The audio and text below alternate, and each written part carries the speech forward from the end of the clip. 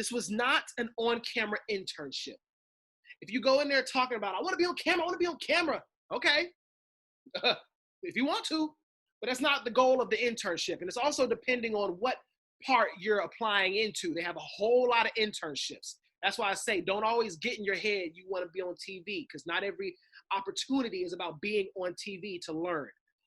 I'd gone through the internship process again. I was able to receive it. God be the glory. I literally cried tears when I got the call saying I got the internship. My mom was running around the house screaming. I called my play aunt because she had gone up to Good Morning America over the summer, and she had said, I'm calling you because I see you here. I see you. I'm praying for you right now, right in front of the building, that you'll be here. And I was so happy when I received the call, the internship. When I was there, I was the only intern in my department. Being in this great field of media, I am connected with a lot of positive individuals, in particularly a lot of positive African American men. If you've been subscribing to the podcast, you've already heard a host of stories from different ones. This week, I have a brother by the name of Tony Betton Jr. Every morning, Tony does a morning devotion right on Instagram TV, or I should say Instagram Live, which is available on Instagram TV. And he invites guests and they discuss the things that the Almighty, the Father in heaven, has done for them, how he's blessed them. You may know he's also a journalist in Fort Wayne, Indiana. So I'm excited to welcome him on today's episode, where you will learn about his journey, his career, and most importantly, the biggest takeaway you'll learn is that you must do the work. As they always say, faith without work is dead. Ladies and gentlemen, please welcome Tony Betton Jr. Ladies and gentlemen, on the line today, I am honored to have a fellow brother in Christ of mine, the one and only, the lit journalist, Mr. Tony Betton Jr. Tony, what's going on, bro? Yes, sir. Yes, sir. I am super excited, man. I am a fan of your podcast. You have had some great individuals on. I love your branding. People really enjoy, your podcast and the people that you speak with. So you're honored to speak with me. I'm honored to speak with you, my brother. Man, I really appreciate that and everything, man. I remember, when this idea came to me, ironically, it was in Atlanta. It was the same weekend that I caught up with our sister, Brianna. That weekend I was down there for a conference, and I was just thinking, I said, I'm blessed to be connected with a lot of great people, and I wanted them to share their stories with the world. Yeah. Yes, you have, your Jamel Hills, who phenomenal journalist. Obviously, she gets all the big stars, and we hear their stories, and we get those good interviews. In sports, you have all the smoke where you can get those athlete perspectives with athletes talking to athletes. And I thought about, what about us who are in the grind, us who, whether, obviously there's been a lot of journalists on here, but I like to keep it with people I know or get a chance to meet and really get to pick their brains. So I'm honored to have you on, brother. I see, like, every morning, first of all, you get everybody's morning up with so much energy. For me, I got to get up I start my day at 8:30, but my kids start around 9, but I can turn 8 o'clock, get up while I'm getting ready, and I get those morning devotionals, man. So when did that start? Like, when did you decide, like, or I should say, when did God put that on your heart for you to do this?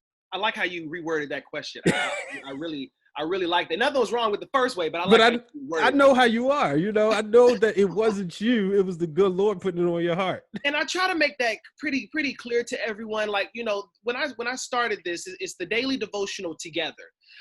You know, a lot of people say, you know, you wake up and you do daily devotional. Well, I wanted to be clear. I do daily devotional together. As we were going through this pandemic, and you know, I'm up here in Indiana. My first job, my first market is my first time really being away. Well, I was in New York, but it's my first time really, really, really living and being on my own. I came here not knowing anyone, and you know, being able to just get closer to God, especially during this coronavirus pandemic. I found myself, I was doing devotional anyway. And I said to myself said, and, you know, God just put on my heart, you know, share your devotion, share what you're learning from me with others. And I'd gone to my news director. You know, of course, just, you know, got permission based off of branding and things like that. And I decided that I wanted to do this devotional. And when I say together, I don't simply mean myself hopping on Instagram live, you know, reading a scripture and just, you know, reading comments. No, I wanted to bring on someone new each day who was either in a different industry or, you know, whatever age, to just be able to devote. You know, it's not, I wanted this to be something, because not everyone necessarily goes to church, and we couldn't go to church physically because of coronavirus. And I wanted to do more than just something on Saturday. Yes, I mean, on Sunday. People, yes, watch, you know, Streaming Faith or Facebook Live, but I wanted to give something for people to start their day off during the week. And like I said, I found myself doing it anyway. So I figured, why not share that with others? And why not let us do this daily devotional together? So yes, every morning, 8 a.m. Eastern Standard Time, we wake up and we do daily devotional with someone new each day. And we have some people who are, you know, faithfully on the devotional. Other people, it's new each day. Some people have to hop in, hop out. I know it's early, it's 8 a.m. But I also had to work it around, you know, doing it before I had gone into work as well. And it just kind of works out perfectly. After I do the live, I'm able to post it on my Instagram so people can go back and watch it later. But I think that it's a great thing. It's been, I feel, touching other people's hearts, as well as I feel myself getting closer to God. I feel myself learning and developing and having a better day doing these devotionals. Yeah, now you talked about this being your first, you know, your first time really being away. Have you had an opportunity to venture around your town to find a house of worship yet? So I have been able, you know, because when I got here late January, Hmm. and by the time I really had gone to a couple churches, I did visit a couple churches, everything got shut down. So Okay. I really wasn't able to even really get to know my city. Like, I had gone to a couple of restaurants, like one bar. I really didn't get a chance to, you know, be here and navigate. So I really hadn't been able to do so. You know, I wouldn't say I found a church home yet while I've been up here, but I definitely have two churches that I have really enjoyed. I really enjoyed going to, and I really like the pastors as well. So pray for me in that. Once there's open back, once the, you know, things open back up. I think church services. Well, no, church services did recently start back, and as they're slowly, you know, reopening the state, I look forward to hopefully finding a church home by the end of the summer, a place that I can call a church home. That's the goal. Yeah, and trust me, you talking to somebody who really understands it. I went to Connecticut for 2 years to work at ESPN, and the first after a while, I started going to a couple of churches, and really, it took me a year. I hope it doesn't take you that long, but it really took me a year to find the church that I would make my church home, and then like I joined, and then like a couple months later, in my mind, I started getting ready to come back to Baltimore. Yeah. I wouldn't come back for another 7 months, but that church home was definitely important in my growth and, you know, helping me stay grounded because it's different when you're not around. Now, granted, my wife and son moved up there, Mhm. but it's different when you're not around. So I'm definitely praying for you in that aspect, brother, Thank you. because it's nothing like fellowship, and that's what I love about these morning devotions. And what you're doing is you're reaching out to other people, especially journalists. Like you said, journalists and Jesus. I had Jay Jackson on the podcast several months ago, and a lot of times we talked about how a lot of times people don't understand how when we have to go get sources, we have to rely on God. Now, I don't do traditional journalism the way you guys do it, but there's so much misinformation. Has there been an experience right now in your time in Indiana where you really had to honestly go in your prayer closet before breaking a news story because maybe you were unsure about the source of information you were getting? I wouldn't say that I've had that necessarily experience yet. I do pray every time I go out before a story. I pray for one, my health and safety. I have an underlying condition of asthma, so I'm kind of looking out because I'm at risk as far as going out to different places where it involves a lot of people or things like that. But as of now, and keep in mind I just got here end of January, so I hadn't been able to really do what I would like. But I'm doing different types of stories and finding my beat, as we say in journalism. And I know that time will come as far as making sure, but every time I do a story, I want to make sure I'm I'm reporting accurate information, and I am, having quality sources, no matter where I am, making sure that the stories that I'm telling are accurate, the words that I'm saying, quoting people are accurate. Accuracy is huge in journalism, a lot of journalism, and especially at my station, my news director is also very keen on that, and helping me make sure that I'm accurate in different things, as whether or not it's the way that we word things or different things like that. But I'm very careful about accuracy. I try my best to be, and take my lessons and be able to learn from there. But I'm always praying before any story. Awesome. So yeah, let's get into your career, man. Georgia State University, Yes, sir. man. So you went to school with David, Brianna, and JL. I went to school with a lot of great journalists. Cecil, he just graduated from USC. We started the NABJ chapter at Georgia State together. My brother Jarrell, I think he's over at USA Today. Don't quote me on that, but I'm pretty sure that's where he is. Jared Oliver, Deacon David Sheely, Mhm. Brianna, who is actually, it's so funny. We're both here in the same market. This is our first market. We're in the same market at different competing stations. Mhm. And we're able, we both went to Georgia State. Yeah, Janelle.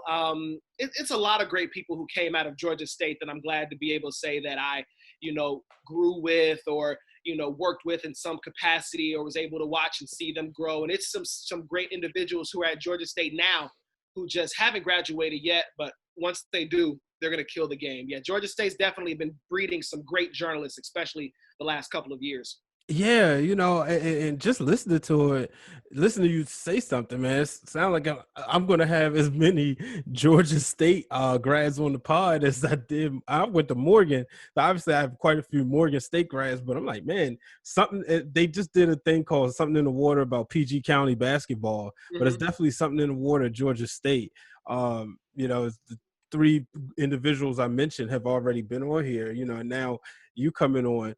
Can you talk about the experience you had there and how, building the chapter and all that went in with it, especially introducing, a National Association of Black Journalists chapter to the school?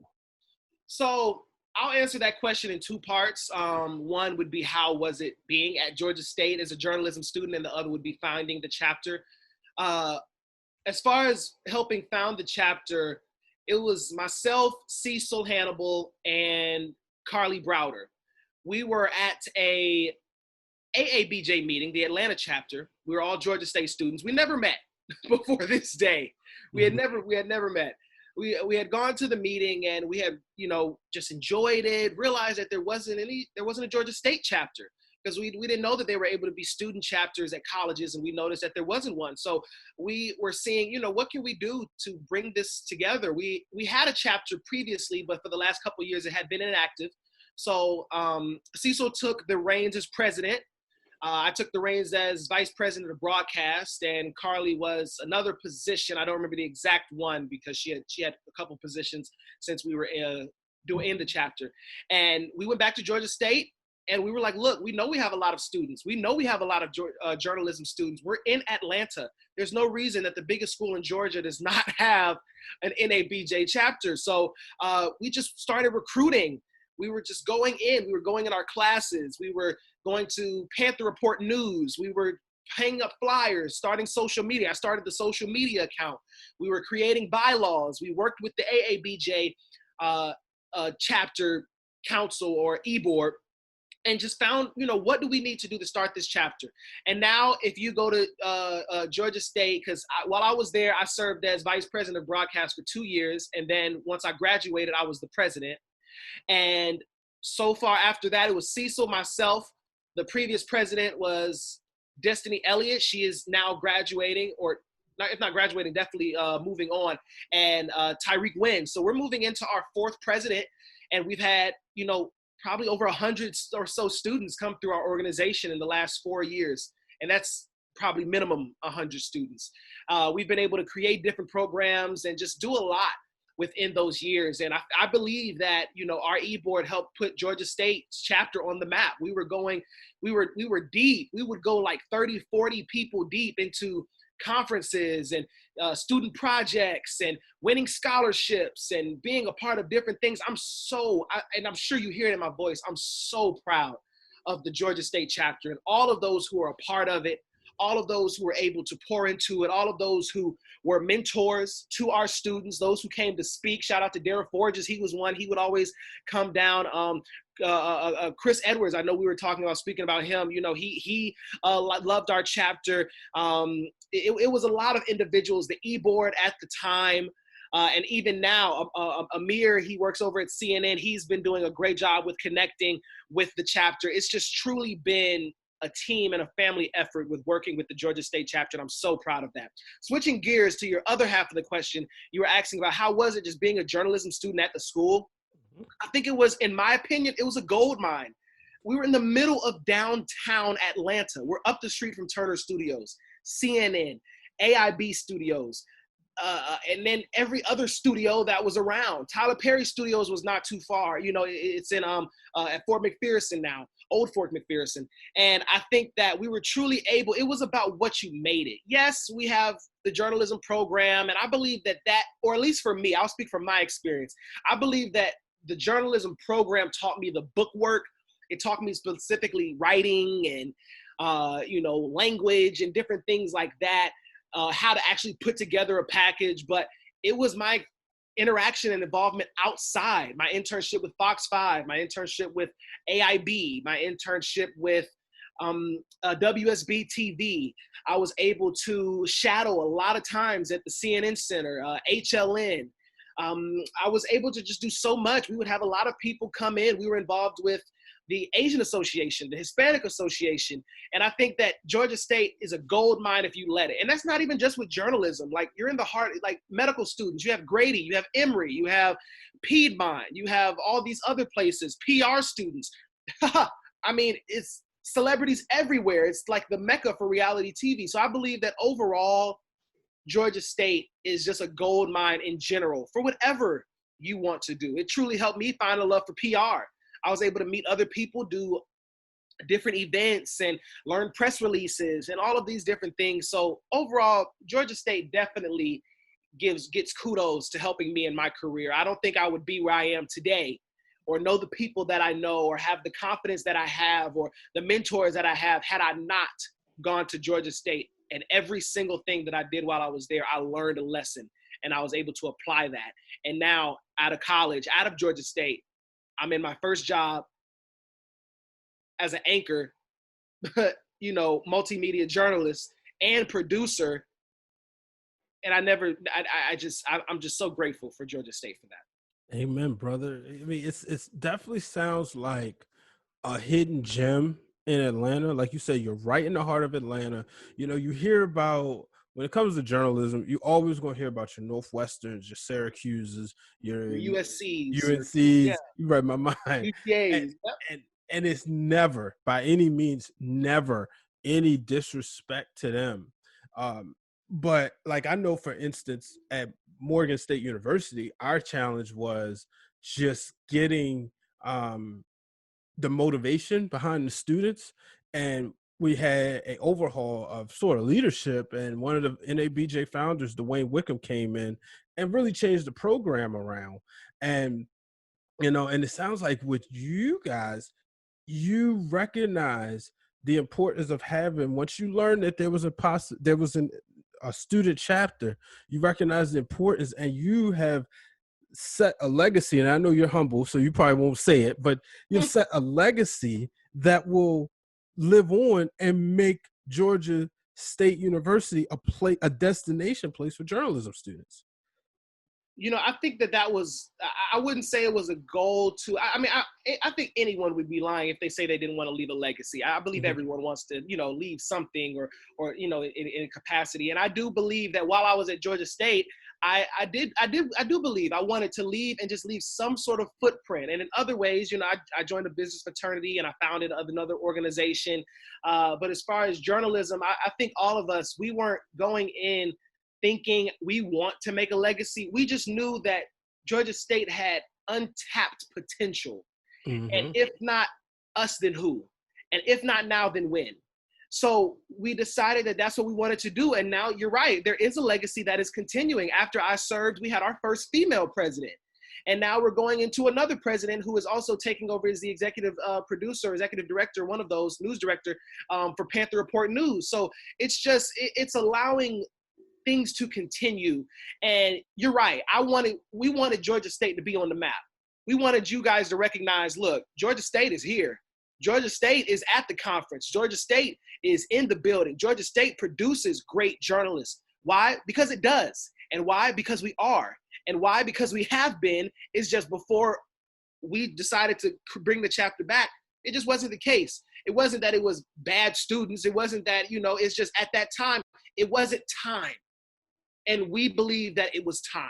And we made time and we did it. And we're glad that we did. And it's still thriving and it's still growing with about 100 plus members. Social media is killing it. And I love them. I keep in contact with them today. I'm still in the group. I still speak with the students. I still drop opportunities. I still drop webinars. I still drop gyms. I still just try to keep it in contact. Even though I am an alumni, I feel like that's my duty, is to continue to give back, because I didn't have a chapter to look up to when I was, when I came into Georgia State, other than AABJ. So now, why not continue that? I want people who are in the chapter to be able to call and say, hey, Tony, you're in the position I want to be in. How did you do it? And I want to be able to provide that information. That's what it's about. Yeah, man, I'm proud of you. I'm so happy for you, and I'm happy to see where Georgia State is going, because this is going to be exciting. Like I said, I named, Brianna and David. You turn on social media, you can see their news clips, you can see your news clips, and it's phenomenal. And that's the thing, because the students know what they want to study. The main thing they want to know, can I get a job when I leave college? And when they see somebody who sat in the same classroom, walked the same halls that they've in, it's real and the opportunities are there. But one of the things is key, that you three worked and you bust your tails. And that's why great things are coming about. Can you talk about your internships? You mentioned Fox 5, right? Yep. And yeah, and WSB TV. Can you talk about those? Did you get a lot of on-air reps, or were you doing a lot more behind the scenes stuff when you were there? Well, let me say this. And I say this humbly but honestly. I left out of Georgia State. I had 8 total internships. They were not all in the field of journalism. Talk to them. They were not all in the field of journalism. I'm not saying don't have internships in journalism. Yes, if that's what you're trying to do, yes, do it. But I had an internship with the National Society of High School Scholars. That was a nonprofit honor society. WSB, In Contact, which was with AIB, which was through AABJ, the Boys and Girls Club, Fox 5 Atlanta, the King Center, Ryan Seacrest Studios, which was with radio, And through all of those internships, I learned something different. I learned something new. And I didn't even really get my journalism internships until I was a junior, senior in school. So I didn't want to allow, because normally I never speak on what has to happen, because God moves in ways, he does things. So you could have an internship as a freshman and you'll be the first freshman they ever had. I'm just saying, normally you'll go and its internships are for juniors and seniors. But if you're a senior or a graduate of high school right now listening to this, or you're a freshman or a sophomore, don't let that stop you. Find another type of internship. My internship with NSHSS, that helped me with call centers. I was working in a call center. I was working with people over the phone. That helped me to deal with people, understanding that people aren't, people call and have attitudes or speak to you with attitudes. It's not me they're mad at. It's whatever situation is going on. It's whatever, they might have had a bad conversation before they called me or something like that. That helped me learn to deal with a lot of people. Boys and Girls Club, that was a big nonprofit internship that I was able to learn about with being in a top nonprofit, the corporate world, etiquette, going and putting on events, working with kids, things like that. I had the internship with AIB. That was not on air. Let me make that clear. That was not an on-air internship. I was a producer. I was an associate producer. That taught me how to put together a show, book my guests, write out the questions, make sure my host was taken care of, make sure that people were booked and knew what time to come and knew where the green room was and knew what they were supposed to do, making sure the set was the way that I wanted it to be, making sure the topics that I had were put in order. I wouldn't have probably learned all that had I been, it would just been an on-camera internship, because I would have been shadowing the host. I was able to learn about camera shots and, different things with working with the director. With my internship with Fox 5 and WSB, yes, obviously those were on-camera internships. I was able to, learn through those. I was able to go out with different reporters and different journalists. Oh, I'm sorry, how could I forget my dream internship, which was with Good Morning America, hallelujah. Oh, we're going to get into that one. With that, I was able to, that was not an on-camera internship as well. That was an internship where I was working in production. And I made the best of that because I wanted to shadow producers. I wanted to shadow the people who worked with catering. I wanted to shadow the people who dealt with props. I shadowed social media. I shadowed sometimes with the weather team. I shadowed with, like I said, people who work with green room, bookings. I shadowed with all different types of people. The executive producer. I tried my best to shadow with talent, the people who worked with teleprompter. It's more than just being in front of the camera and trying to be a pretty face. And I think when people recognize that and realize that if you have more than just the talent of trying to read a teleprompter, which isn't as easy as people think, I'm trying to tell you, I had to learn and work with reading that teleprompter. I had to work my butt off when I got here in Indiana to read a teleprompter. Get internships in other areas. My internship with Seacrest Studios, that was a radio internship. That helped me work on my voice. That helped me work on doing drops. That helped me work on interviewing. That helped me do a lot of things in that aspect. So don't just think that the internship that you have to have is something that is specifically in your field or doing the job that you want to do. When I was at WSB, I didn't just follow the reporters. I shadowed with the photographers. I want to know how you guys shoot. I want to know the angles that you shoot in. I want to shadow the assignment editor. What are good stories that you want to look for? Or what are good stories that you want to hear from journalists? I wanted to shadow with the news director. How are you as a leader? What are things that stand out to you when you hire journalists? I shadowed with the social media team. I shadowed with everyone I could shadow with to get a new outlook on things. And one of the producers at WSB, her name is Nicole Emmett. She's one of my mentors. I keep up with her to this day. She instilled in me the importance of social media producing and how it's more than just going out, doing the story, and that's it. Now I came to here in Indiana, and when I first got here, we had about 7,000 followers, and in less than I'm going on 4 months, we've almost gained 1,000 followers on our Instagram account because I got it back active. Like consistently. I don't say that to brag. I say that to put a point in saying that there are more talents and more things in journalism and in media than just being in front of the camera. Talk to him, man. I might have to throw some church music under that because you took us to church. No, but one of the things that I love about having this podcast is I try to surround myself with like-minded people, people who have gone different places and further than I have. We are put here to inspire each other. And a lot of the things you said, I have said to people. So to hear that from somebody else who's on television, where I'm not on television, but I know a lot of people who want to get there, speaks volumes because you spoke louder than I could to some people. Because let's be real, sometimes they can become tone deaf to me. I'm talking about people that I know who, like, I may have, they ask for help and I tell them, then, oh, here you go again. But now here you come. I didn't even set you up for that. For transparency, this show is unscripted. We didn't talk about this beforehand. I didn't even know you were going to ask me about that. Exactly. So and that's why, like, I know, like, your story just watching via social media, and I'm like, man, I can't wait to get them on. In episode 2, Brandon Williams had mentioned your name. I said, don't worry, I'm gonna shoot my shot to see if I can get him on the show. So shout out to Brandon. Yeah, man. Good Morning America. I remember. Did you get that like right after NABJ? I got that. Let me see. NABJ. Well, I already had it. Okay, yeah.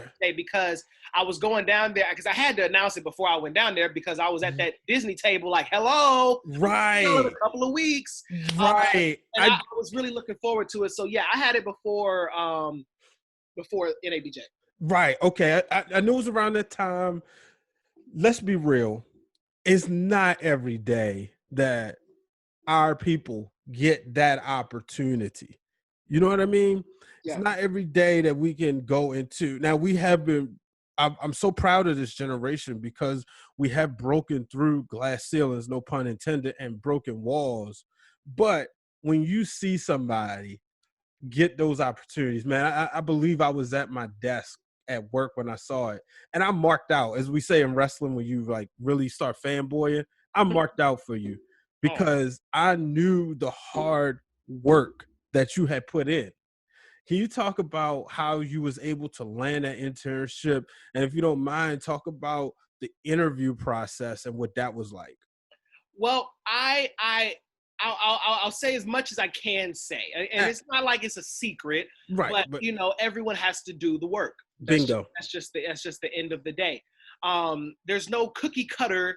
There's no playbook to getting this internship. This is one of the hardest internships in media, in journalism. First off, Good Morning America is like my heart. Like I would love to be on the show one day. I would love to be able to report. I've always loved Disney. I've always loved ABC News. And to be able to, get that internship was such a blessing to me. A lot of people don't know, but I didn't get the internship the first time I applied. Understand, you guys, you will not always get something the first time. And that does not even have to be just with an internship. I don't believe in necessarily no's all the time. I believe in sometimes it's a not yet. I applied for the internship to try to do it over the summer. I graduated in May. I wanted to do the internship over the summer. The summer after I graduated, I had a lot going on. I was supposed to be doing trips with Usher's New Look, which is Usher's nonprofit, which I've been involved in since I was a kid. I had the BET Awards. I worked with them a lot, so I was supposed to be doing PR with BET Awards, other traveling events, and I was going to be trying to do it all. I've always had this thing of trying to do it all. And I still applied for the internship, and for some reason, I thought I was going to make it all work. And with that, I applied for the internship. I didn't get it. I was heartbroken. Yes. When you really, really want something and you don't get it, you're heartbroken, but that doesn't mean you continue to cry. You say the Serenity Prayer. If you don't know what that is, look it up. You say the Serenity Prayer and you keep it pushing. You keep going. So I looked at it as this was God's way of saying, okay, I don't want you to do it right now. I want you to do what you have planned for the summer already, the trips that you already have going for you right now. I said, okay, God, all right. I really wanted this, but you obviously have another plan for me. Because I'm telling you, man, my brother, I had this planned out. And this goes to show you can have a plan, but God has something else. If you want to make God laugh, tell him your plans. I My had wife a says that all plan, the man. time. I had a plan. I had it mapped out. I had my whole summer. I had it written down. God said, nope, that's not what I want to do with you. I said, okay. My summer went by. I applied again for the internship. I said, okay, let me see if I can get it this time. Keep in mind, I'm looking at the other interns' social media. I'm like, man, they having fun. Summer series, man, they having a time of their lives. I applied for the internship again. It was a little bit different of a process. I had, done a couple phone interviews, because it's in New York. I was in Atlanta. I did a couple phone interviews. Again, this was not an on-camera internship. If you go in there talking about, I want to be on camera. Okay. If you want to, but that's not the goal of the internship. And it's also depending on what part you're applying into. They have a whole lot of internships. That's why I say, don't always get in your head you want to be on TV, because not every opportunity is about being on TV to learn. Mm-hmm. I'd gone through the internship process again. I was able to receive it. God be the glory. I literally cried tears when I got the call saying I got the internship. My mom was running around the house screaming. I called my play aunt because she had gone up to Good Morning America over the summer, and she had said, I'm calling you because I see you here. I see you. I'm praying for you right now, right in front of the building, that you'll be here. And I was so happy when I received the call, the internship. When I was there, I was the only intern in my department. Wow. Over the summer, when I applied and I really, really wanted it, it was about 14 interns. I was the only one in my department. You know what that means? The reason I'm emphasizing that is that means I had a playground of opportunities. I had a playground of people to try to shadow. I had the opportunity to stand out.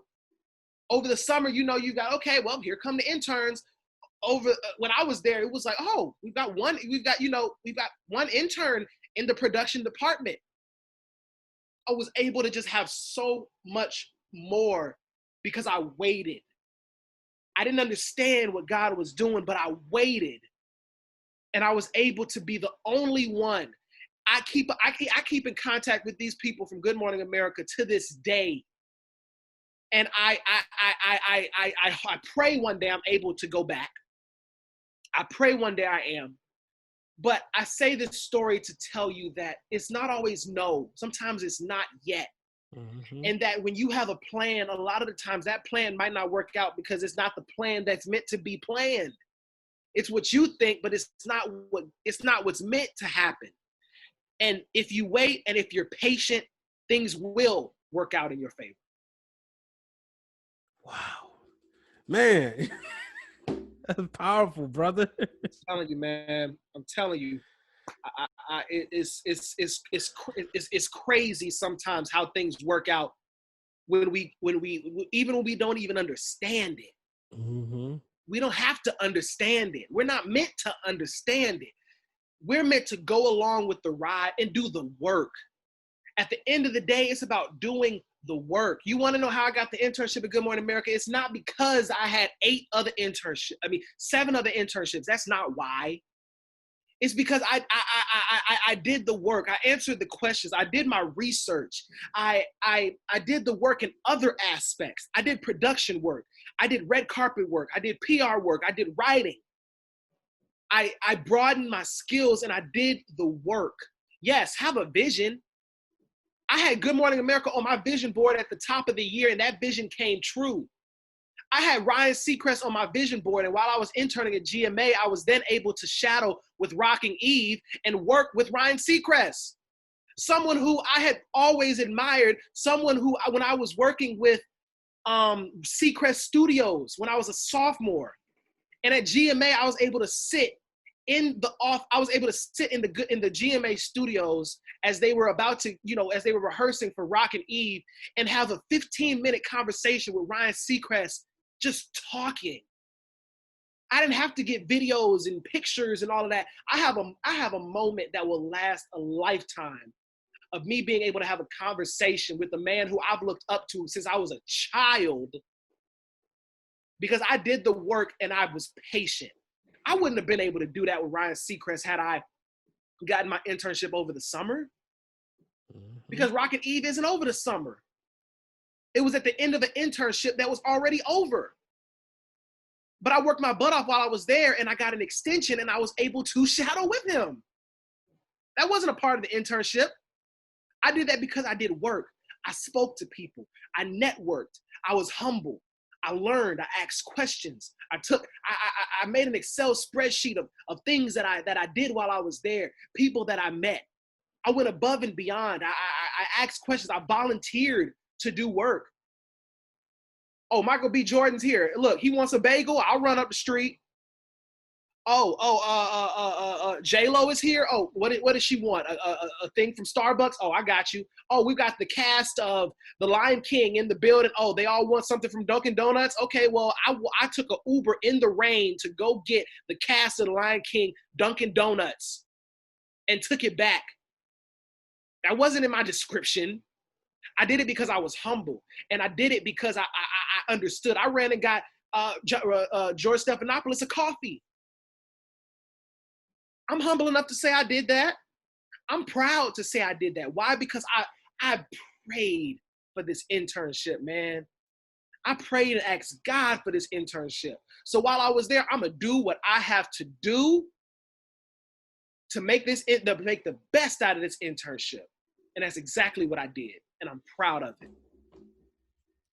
Yeah. And you said you wasn't going to give too much, and there's no cheat code. But in a sense, you kind of gave them a cheat code if they really listen. You know what I mean?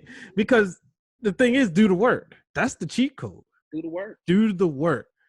I'm talking sensitive subject here.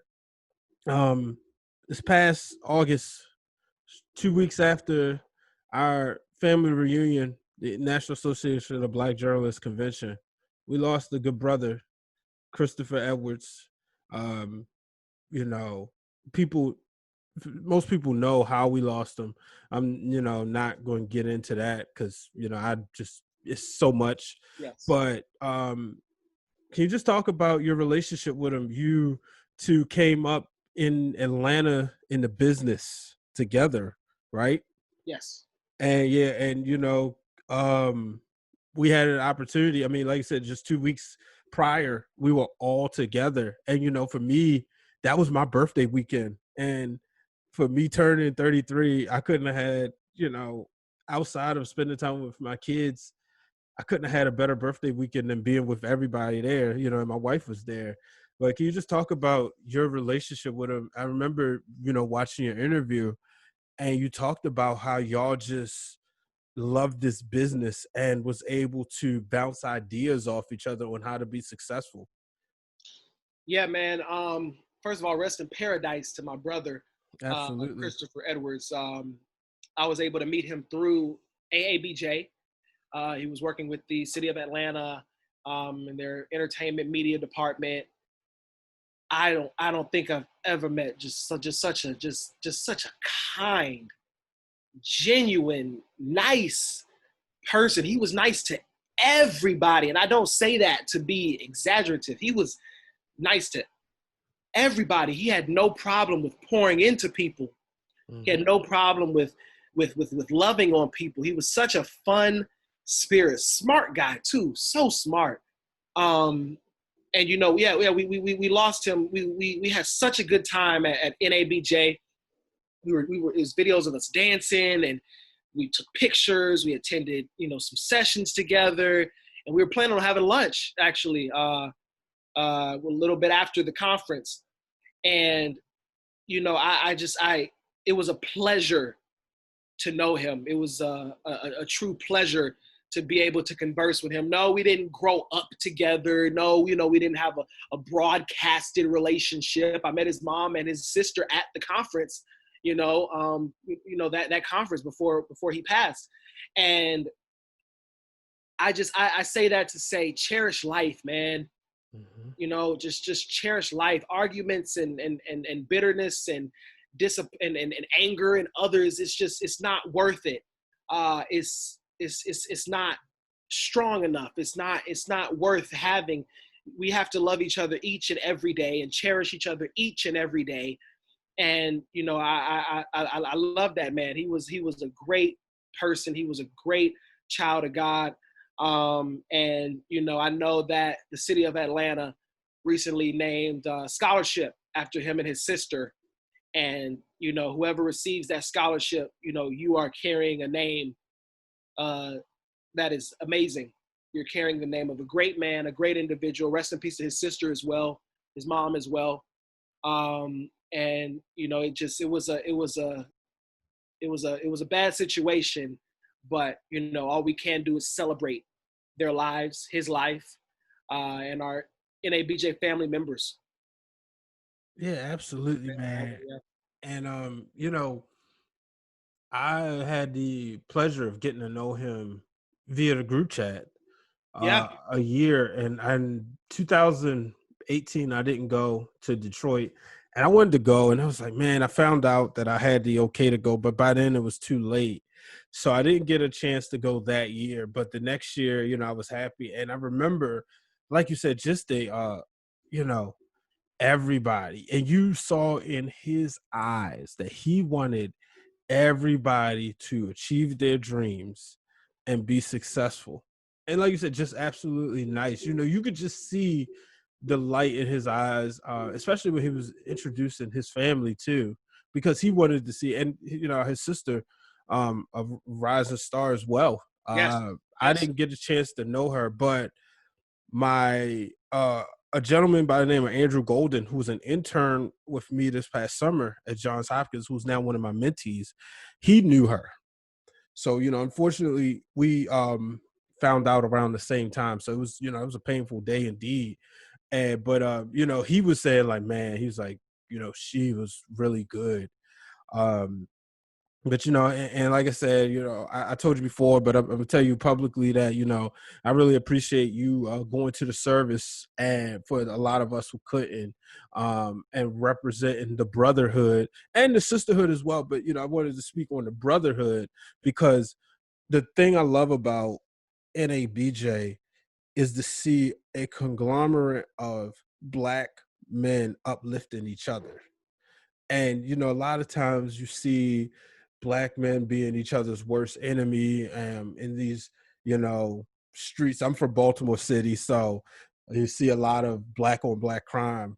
But to see this brotherhood of Black men coming together, like I said earlier in the episode, that Brandon Williams, he mentioned a few brothers' names, and yours was one of them. So I really love to see that positive light on the Black brotherhood.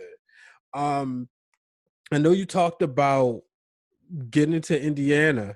You talked about sort of what you do there, but can you talk about the moment just in your career overall? The title of the show is called Breaking Through the Glass Ceiling.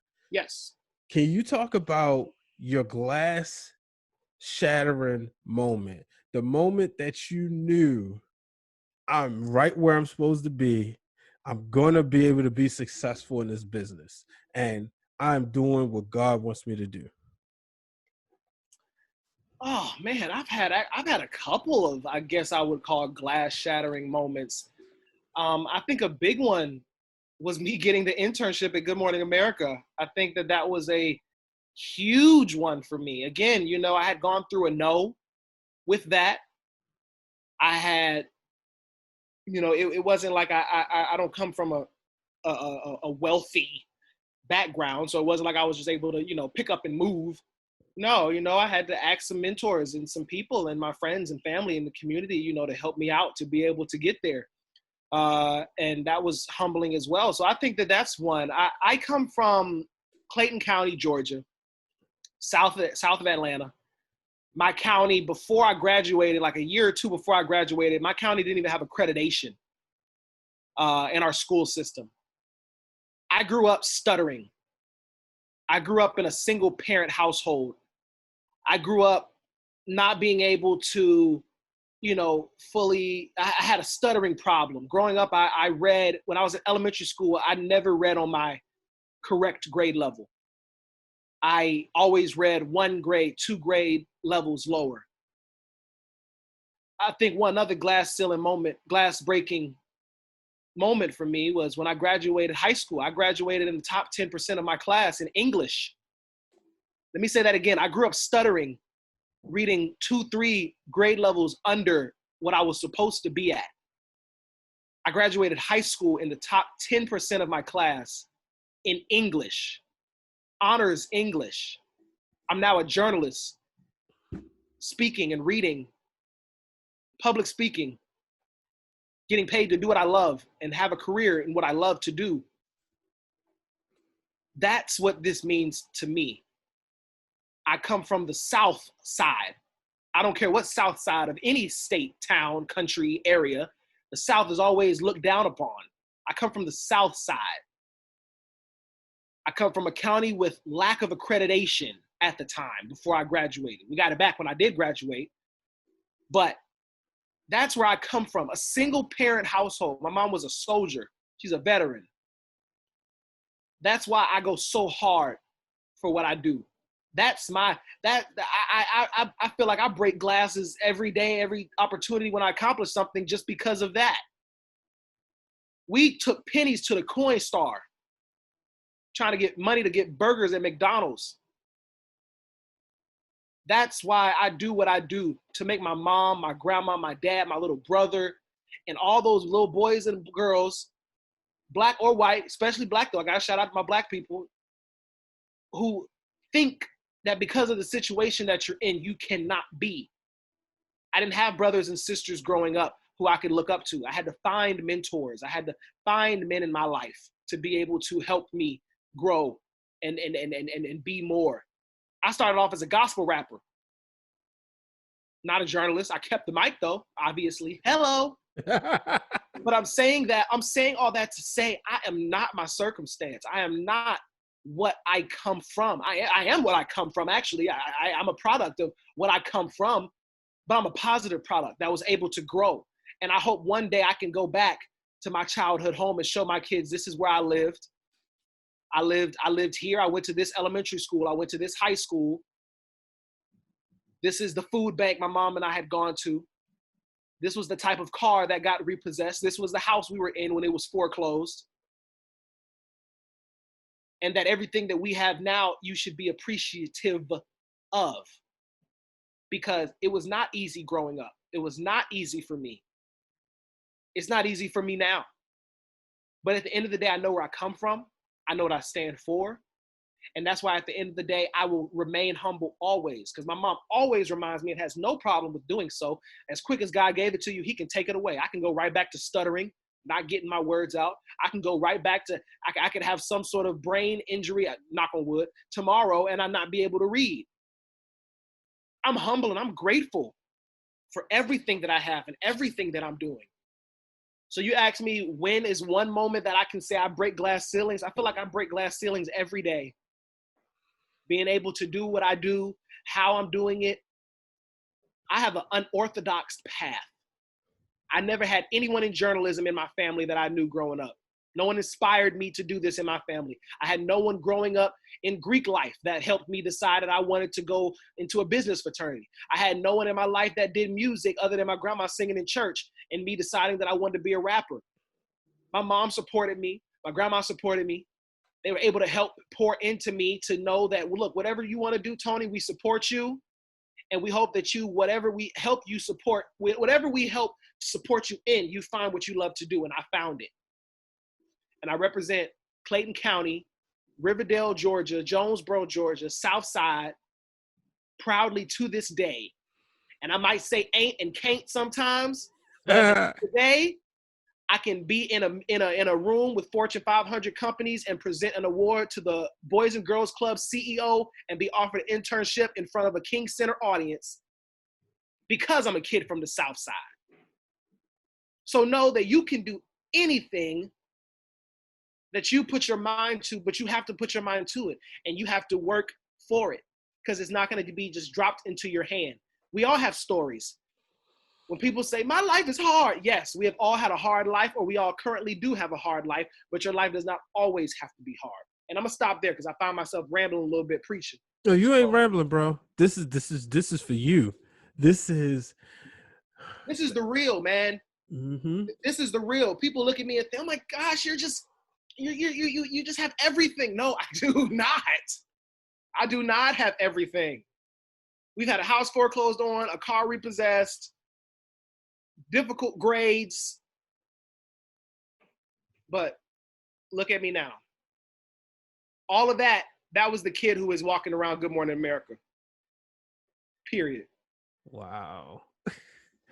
Wow, man. If I can do it, why can't you? Yeah. Oh man, that was powerful. People see you on social media. They see a smile that will brighten up anybody's day instantly. If you're having a bad day and you go to the Lit Journalist's page, you'll instantly smile because, but you would never know any of what you just expressed, and I see why you smile so hard. I see the result of God's blessings. I see why you do morning daily devotions, why you take time to get up and say thanks. I'm a huge wrestling fan. WrestleMania 18, there was a skit, but it was a promo. The Rock asked Jonathan Coachman, did he pray? He said, I got tired. He said, I got busy. He said, in the Rock's character, he said, you mean what? He said, The Rock always gives thanks, and you can see that. You can see that, I can just see when you wake up, you thank God for everything, man. Yes. And I know they told you, but I know for a fact, and having never met your mother, grandmother, father, cousins, or anybody, but I know they are proud of you, brother. Like, I'm proud of you. I love you. I'm happy to have you, part of my circle, man. This is what it's about. It's blessings. We Black people, and granted, there's all types of people that listen to the show, but a lot of times we are quick not to stick together. Yeah. So, and that's the reason why I love NABJ so much. People who not in it a lot of times don't understand, and I've been blessed to work with management that supports me going. So a lot of times I'm blessed where I don't have to pay for my conference because they'll send me there, and because they know that I'll make the connections and get our research out there. But man, just to see Black people. I remember in 2000, did you go to the one in New Orleans? That was my first one. Okay. Yeah. And I've been every year since. Awesome. There was a time, there was the Greenleaf, when the red carpet thing. Yep. And they had all the people from Greenleaf. And I stood there, and it was one of those moments I stood there and I was talking to another gentleman, and I don't even know who he was. He's probably somebody just, how it is. You talk to so many people, and some of them you keep in contact with all the time afterwards. Some of them you don't. Mm-hmm. But I said, man, look at this sea of Black excellence, And real quick before we get out of there, can you give your NABJ story and what it means to you? I love hearing everybody's versions. There's a lot of people, let's be real, there's a lot of people try to bash it, maybe because they think they're supposed to walk in and get a job and not do the work. But can you give your NABJ story? Well, my NABJ story starts off with that first meeting I had gone to at AABJ, and I left out. I had gone in there As a new member, not knowing anything, I came out the vice president of broadcast of the Georgia State chapter. That's where it started. After that, we continued to do what we did. I had gone to the boot camps, in Alabama and, surrounding cities, Tennessee, and had gone to the regional conference and things like that. I had gone to the first conference, which was in New Orleans. I was so overwhelmed. I think anyone who says that their first NABJ conference is not overwhelming, you're lying, because it's mine was Orlando, and it was Disney World. It's supposed to be overwhelming because it's so much. This is one of the largest journalism conferences in the world. It was so much. Plus, I was in New Orleans, so it was like, hello. But just the whole experience of meeting people and having, meeting people to ride with you from the airport to the hotel, and roommates, and all of that you're able to do. It was just so amazing. I met so many people at New Orleans. I was able to attend, the workshops and the screenings and I vlogged it. Actually, the vlog, if you go to YouTube and just look up Tony Betton Jr., I'm sure the vlog is still up. I was able to vlog that experience. I came out of that stronger, feeling better, feeling more confident, feeling like I had more work to do. I was still in school, so I wasn't necessarily looking for a job. I was just looking to learn. I was looking to grow. The next conference was in Detroit. I applied for student projects. I became an official NABJ baby. And in between conferences, we did a lot of work. I was, on the e-board and went to regional and went to boot camps and things like that. Made mentors. I had gone to Detroit 2018. I was in student projects, which was it's basically an intense internship. It's like a fellowship. Very, very, very, very intense. I grew tough skin while I was there. If I didn't have it before, I definitely got it when I left out of there. But I was able to just truly use my resources. I was able to contact, with one of the stories that I was doing, I was able to contact someone who I knew from a previous nonprofit, hashtag had nothing to do with media. He was working with another organization. He was at Ford. And I was able to do a story about how Ford was buying this old abandoned train station that actually was the set of the Transformers scene where he busts through like Decepticon busts through an old abandoned building. I was able to do a story on there. My story was the first story in student project to have a 360 shot. That story, the following year, I won an NABJ award from it. I won a Salute to Excellence award. For that story that I did within student projects the year prior. It's just kind of like a domino effect. Every year I was able to do something different. I feel I was able to meet more people. I'm always having a great time. I was able to connect with people. I mentioned Daryl Forges earlier. When I was in Detroit, I had met him because he was a part of the kickoff party for Miami, which was last year. Daryl Forges now works at CNN. Funny thing, I went to elementary school and college with Daryl Forges' little sister. We knew each other from childhood. I didn't know he was in journalism. He didn't know I was in journalism. We met, and now he's been my big brother, but now he's my big brother in journalism, and it's someone who literally has known me since I was a kid. That's the NABJ effect. That's how NABJ brings people together. I have friends who I speak with, I wouldn't say daily, but weekly or extremely often, in which we're cool because of NABJ. I love them because of NABJ. I love the organization. It's truly, truly played a huge part, probably as much as Georgia State has played. If I'm being quite honest, they're probably neck and neck in the opportunities that it's given me. It's allowed me to meet people like Ken Lemon, Rod Carter. The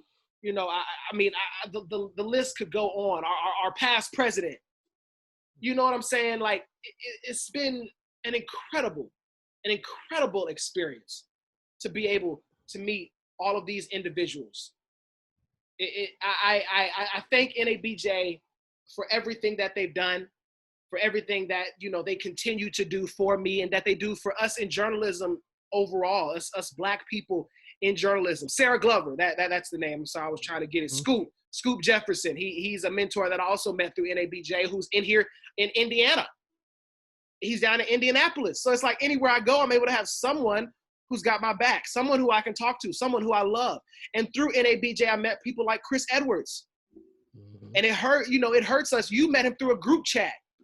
And that just shows like we meet each other and we build relationships so strong, so fast.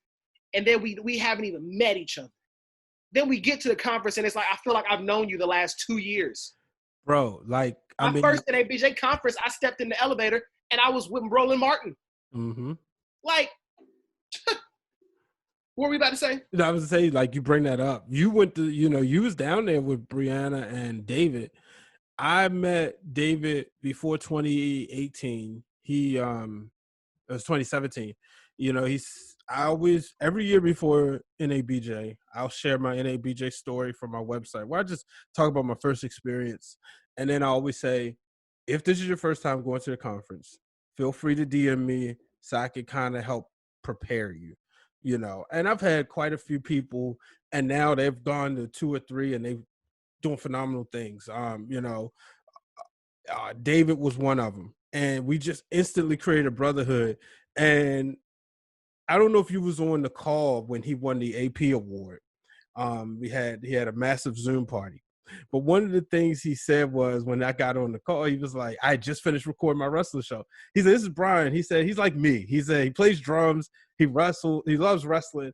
And like David's like essentially like if my mother and father had another child somewhere else, it would be David. You know what I mean? Yeah. Bree, I went to Atlanta in November and, we instantly clicked. We saw each other at NABJ for the first time in Miami. And I went to Atlanta. I said, hey, sis, I'm in town. That Monday night after me and my manager had went out to dinner, she was like, so y'all still, I said, well, manager's going to bed. She's like, all right, well, we can hang out. We went. And just for her to come into the city and, take me out just to kind of just see each other. Like you said, that instant family, man. And it's nothing like it. You already know. You in Baltimore, I'm coming. I'm going to find you. We're going to go get some crab cakes if that's what you like. Or crabs or whatever, and it's a beautiful thing, man. It's definitely a beautiful thing. Before you get out of here, let the people know where they can find you. Well, man, you can find me on all social media platforms, except MySpace. I'm not on MySpace, sorry. You cannot find me there. You might find my old profile, I don't know. But you can find me at Tony Betton Jr. TV. That's TonyBetton Jr. TV. Again, that's my handle on all platforms, LinkedIn, Instagram, Twitter, Facebook. You can like my business page, my news page on Facebook as well, Tony Betton Jr. News. And, just hit me up, contact me. Like I said, I've got a YouTube channel out there. I haven't updated it in a while, but, I've got some videos up there if you want to check it out, check out my reel or different things like that. I'm currently working on a new reel. You can check me out every Monday through Friday at 8 a.m. Eastern Standard Time on the Daily Devotional Together, which is on my Instagram Live, Tony Betton Jr. TV. And if you are in the Indiana area, or if you're not, you can stream on our app. I anchor the morning news Saturdays and Sundays, and that's where I do my journalistic duties other than during the week when I'm reporting. So, overall, there are multiple ways that you can find me, that you can see my work, that you can check things out. And, I appreciate you for allowing me to be on this amazing podcast that is, truly doing great things with great people. And, I appreciate it. So, this is the lit journalist, Tony Betton Jr., and I thank you guys for listening. Ladies and gentlemen, make sure you stay in contact with them. I promise you, it will change your life for the better. Tony, I appreciate it, bro. Love you, man. I love you too, man. Take care. God bless you, and continue to do everything you're doing. Give the family my love. I will. Man, what a story. That is why I love doing this show, because it gives me an opportunity to learn so much about my friends. Next week, I bring on somebody that I was in the trenches with when I was in Bristol, Connecticut. And that is the one and only, DeVry Smothers. DeVry is also a podcaster. So we're going to talk about that. And I can't wait for you guys to hear his story. For those who know me very well, you get to hear somebody else who works at ESPN, what it's like. So until the next time, folks, remember, subscribe to the podcast, drop me a 5-star rating, and as always, do not let anybody tell you you can't break through the glass ceiling, and faith without works is dead. This podcast was recorded and edited by B Waters Productions. The music by Hypno Beats. Make sure you follow him at Hypno_Beats with a Z on Instagram.